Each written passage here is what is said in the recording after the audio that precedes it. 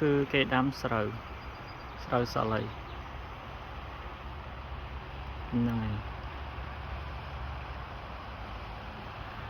ទឹកត្រជាក់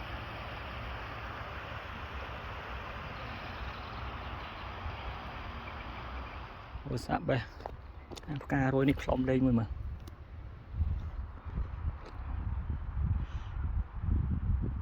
វាអត់ focus ហ្នឹង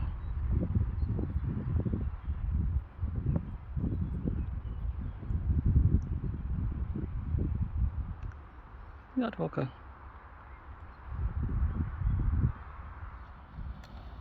ទៅហើយ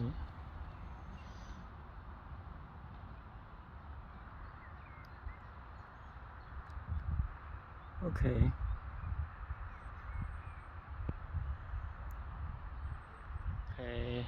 រីករាយជាមួយនឹងការដើរបងជាមួយខ្ញុំ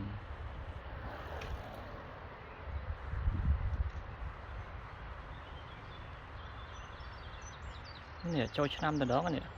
ហ្នឹងហើយចូលឆ្នាំខ្មែរខែកទេជប់ជុំគ្រួសារផ្កាលឿង